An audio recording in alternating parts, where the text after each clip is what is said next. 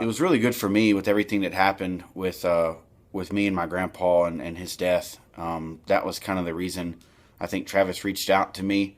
He knew that it would be something that would help me clear my head and to just get away and spend some time, in nature and with friends. And it ended up just being exactly what I needed. So I just wanted to kind of share that with y'all. That was really, really special for me that it worked out that way and that it ended up, kind of being therapeutic for me. But a couple of things about the trip. So just some logistics of it. We've been having different people, like the pictures and stuff that the three of us, Justin, myself, and Travis have been putting up. Just some questions that I've seen or whatever. And I know that Justin put up a post kind of going over this. But so we all met in Ponca, Arkansas. And the drive from Texas to there is unbelievable. You kind of get into an area where you're in the mountains and stuff, and then you actually where I came from, I actually went up a big mountain, and then all of a sudden dropped down into this valley, and you'll see some of the pictures of like the White House and the winding roads and all that. And from that second, from that moment until the third day on Saturday, none of us had cell phone reception, which isn't a big deal. That's typical when you're going to get somewhere deep, in the woods or whatever. But it just kind of made some of us nervous, especially me, because I didn't even get to tell my wife that I'd made it there safe. I didn't get to, even let her know that we were doing okay or anything until really the third day. So, anyways, we left it at Ponca, and there's a place there called Buffalo Outfitters. And what we did was myself and Travis's dad, Major, we both paid them to drive our trucks to our pickup point in Mount Hershey, which was 40 miles away. And it was about a 45, 50-minute drive in a truck. And they were supposed to be there on they were going to be there on Sunday, and they told us at noon. So we drove down to the landing, got all of our stuff loaded up, and I found out that this was Justin's first time. Well, I knew this, but it was Justin's first time on a river with moving water and rapids with his new kayak, or in a kayak, period. It was Travis's first time in his kayak on moving water, and it was also his dad, Major's, first time in a kayak on moving water. And then on top of that, it was my first time in the specific kayak that I got from work. So it was all kind of a learning curve, and there were some spots that were pretty crazy.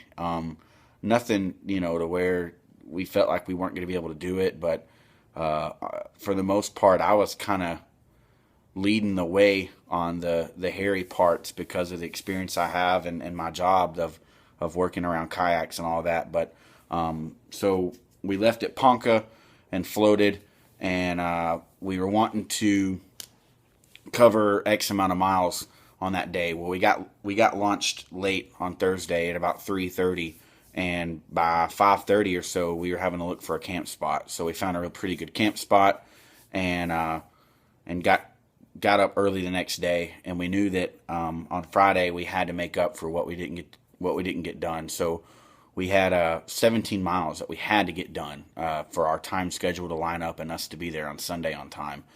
Well, we also knew on Friday that the way our route was going, that we were going to be making a stop at one of the main features on the Buffalo River at Hemmed In Hollow, and it's basically a spot where the two mountains kind of meet, and there's a huge 200-foot waterfall there. So we knew that we were going to be parking there and hiking into the mountains to go see that. And that was kind of an exciting thing too, because when we got there, it was already raining.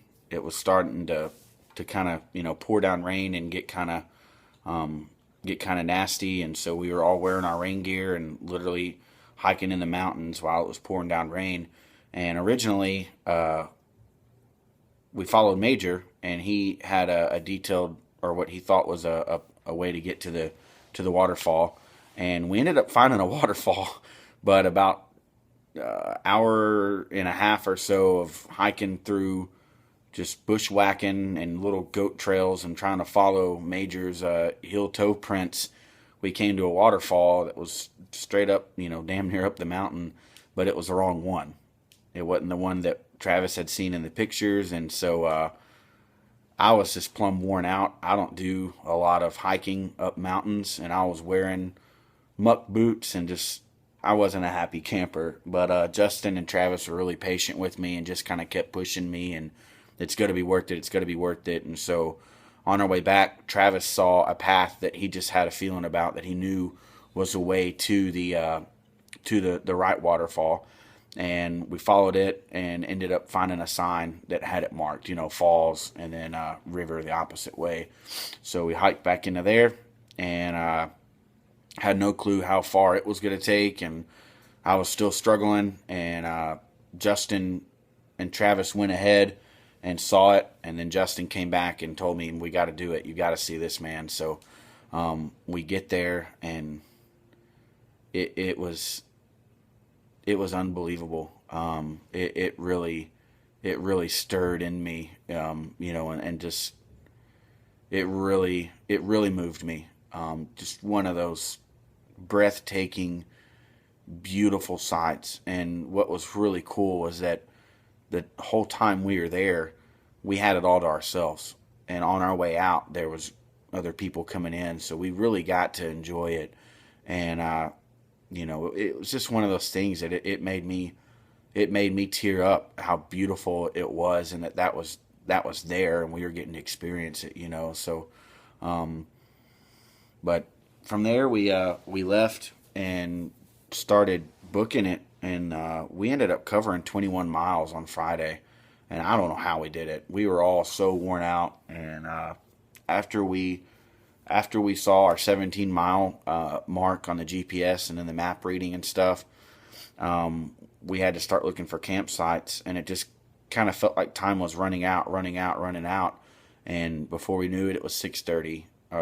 And we still couldn't find a site. We would come around the corner, and there wouldn't be anything for us. And I kind of put us at a disadvantage because I didn't bring a tent and a hammock. I just brought my hammock, and I just thought I would have no problem finding a spot. And we would find the most perfect rock bank or, sandbar for tents, and there wouldn't be any trees there. And so we probably didn't get to our second camping spot until almost 7:30, and it was raining, and so we were all kind of ready to go down and get down for the count. And Justin had a hard day. He got his GoPro and his favorite hat ripped off his head going under a tree that a current pushed us all underneath. And we spent time looking for it, and it became a meal for the river. And that was kind of tough, because he had gotten literally all the times that he had fallen on Thursday on his GoPro camera. And he finally had gotten adjusted to his kayak and figured out some weight issues and got it rearranged, and was just kicking ass on Friday. And then he lost his camera. And so anyways, all that to say, we woke up Saturday and knew we needed to do about 10 miles, not that bad, and we were wanting to try to find the most perfect camp spot ever. So we had an awesome lunch on a sandbar, and then got back in the kayak and ended up going a little bit further than the 10-mile mark because we couldn't find a camp spot again, or somebody else already took it, or etc.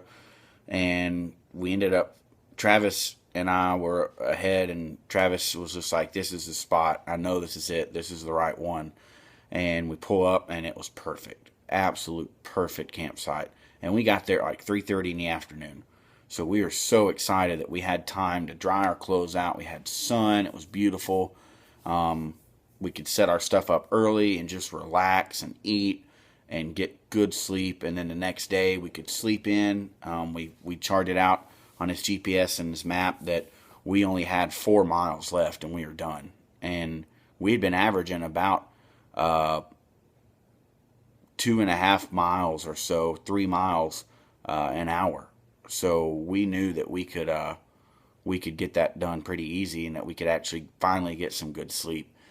And so we goofed off and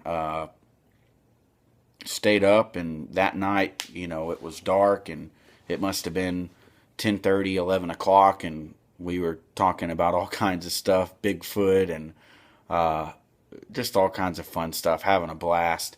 And for some reason, I had cell phone service at this spot, and for some reason, Travis turns his phone on, and he has a text message from his mom telling us to be careful, that there were flash floods in the area, and that it was supposed to be getting nasty. Great. Here we find our perfect spot, and once again, there's something that happened. So we made a decision to wake up Major and see what we wanted to do. And the timing said that our area wasn't supposed to be getting rain until about between 4 and 8. And the Ponca area that we had about 30-something miles north of us was going to be getting it at 1 a.m.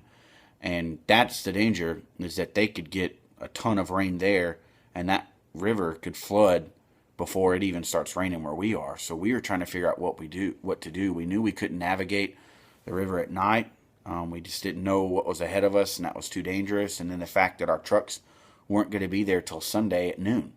So we made the decision to try to get some sleep. We made the decision to pack up everything that we didn't need except what to sleep in, and get it all packed up. So it was like 11:30, 12 o'clock, and we were going to try to get a little bit of sleep that we could, and then wake up at 3:30 and get our stuff packed up, get our rain gear on, and literally just sit and wait in the boats until the sun started coming up, and the first chance that we could see to navigate the river, we were getting on it. So we had our boats drug all the way up from the river, all the way up to our campsite, which was up a pretty big hill. You'll see it in the video.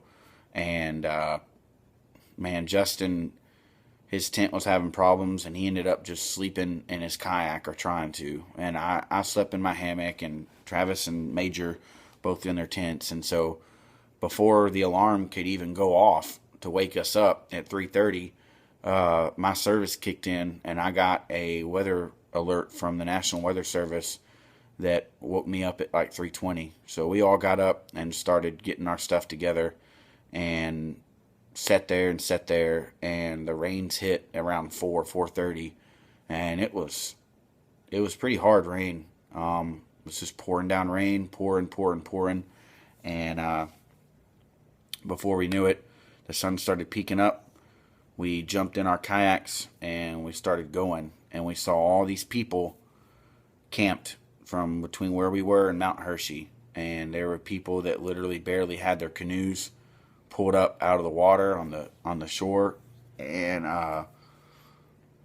it was kind of a sad thing. We didn't know what to do. There's these people that are sleeping, and they don't know what's coming, or if they do, they're not taking it serious, and we are. So we get to Mount Hershey and pull up. It's pouring down rain. I mean, it is dumping on us. And we get our kayaks up away from the river and pulled up actually into the turnaround where companies bring their trailer and vans and stuff. And there was a little hut up these stairs that you could use the bathroom in or whatever. And so we strung up one of Justin's tarps and sat underneath it. And I didn't have any battery left on my phone, and nobody else had service to call the company to ask to bring our trucks sooner. So I was using a Goal Zero battery pack that Travis had.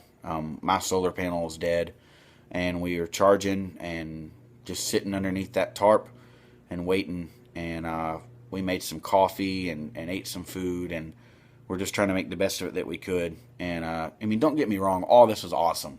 all of it was awesome.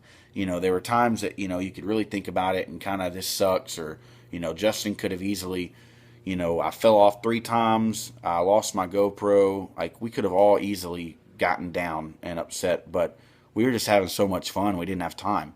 And the river was just beautiful. So, there were ups and downs, and that's what makes these adventures great. So, I don't want to sound like I'm complaining at all. But, so I finally get enough battery, and we call, and, well, this other group comes up.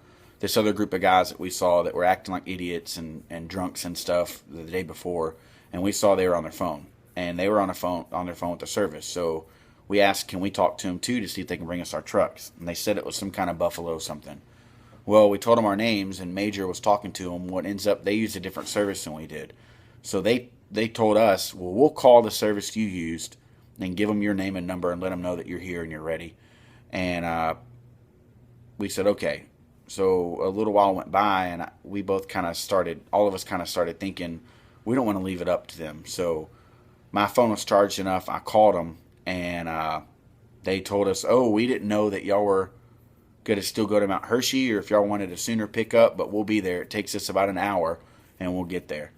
So the trucks get there, and we have to have them to stop before they get anywhere near our boats because it's so muddy, and I'm afraid my truck's going to get stuck. I don't have a 4-wheel drive truck. And the first thing I noticed was mud and water stains up to the top of my bumper on my truck, all the way down the side to the back when a guy pulled up. And I said, oh, crap. So he comes up and he starts telling me, y'all need to get your stuff together. There are 2 washouts on the way out that you'll have to drive through, and just don't slow up. But they're pretty bad. They're pretty deep. And, if you wait any longer, you may not have a chance to get out of here. So we packed up crazy fast and got in the trucks and started going. And I let Major go ahead of me. He had a bigger, a higher lifted truck, and saw the first one. Justin was in the truck with me, and we saw the first one that Major went through. And I was like, oh man, I don't know if I can do it, but I mean, what else can we do? We've got to try. We can't stay here. So the first one we went through, and the water came up to right above my bumper, and it was pretty scary. And then went up a hill and came back down.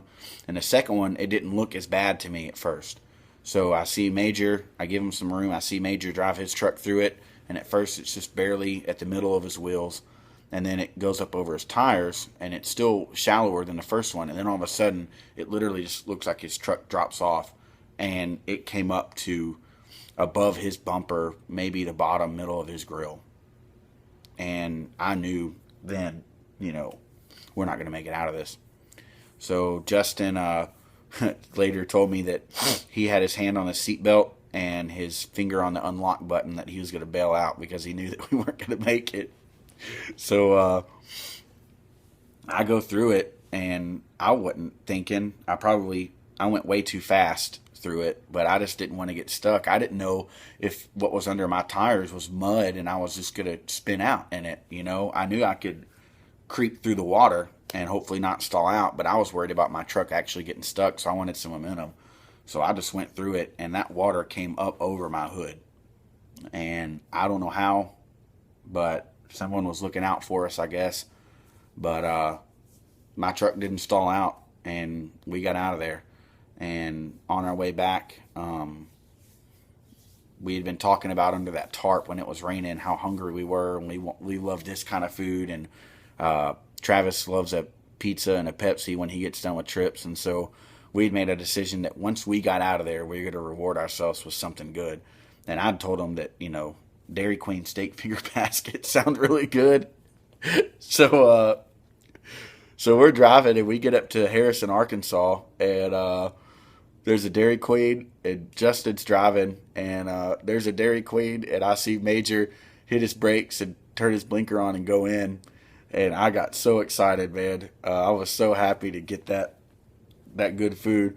And what was funny, you'll see pictures of this of Travis like losing his mind, and it looks like he can't breathe because he's laughing so hard, and Major too. What happened was something about that river and the water, and I mean just us being men and being nasty and tromping through the woods and all that.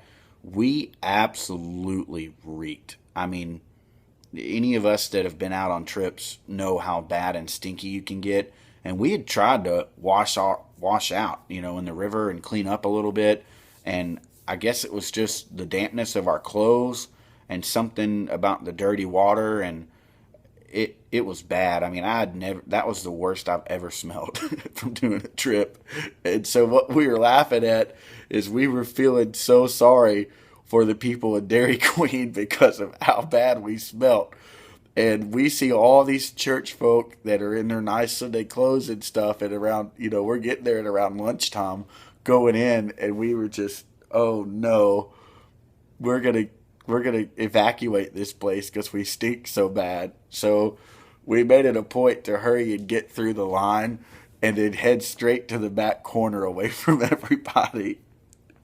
And that's what we were laughing at, because our poor waitress, it was only her third day working there. And she hurried, and she knew that we smelt bad, because as soon as she came up, it was just kind of like our smell confused her. She was trying to figure out who had what to eat, and we were trying to just get her out of there really quick so she didn't have to suffer anymore. And yeah, it was hilarious. We were just laughing the whole time. Travis was upset that his blizzard was melting because he was laughing and he couldn't eat it. And this family dressed up real nice, sat right behind Major, and he was laughing because he knew that they could smell him. And it was a great ending to an epic adventure, to an epic trip. So this went on a lot longer, and it's going to make this video pretty long, but I wanted to share all that with you all so that you kind of were more of a part of this trip, and for those of you that weren't there, and it was an awesome trip, and it was a whole lot of fun. So I wanted to kind of give you all a little bit more in depth of what happened and let you know the logistics of it and all that. So thanks guys for watching. I know this is a lot of talking, but hang in there. I promise the video footage and all that's going to be great. So enjoy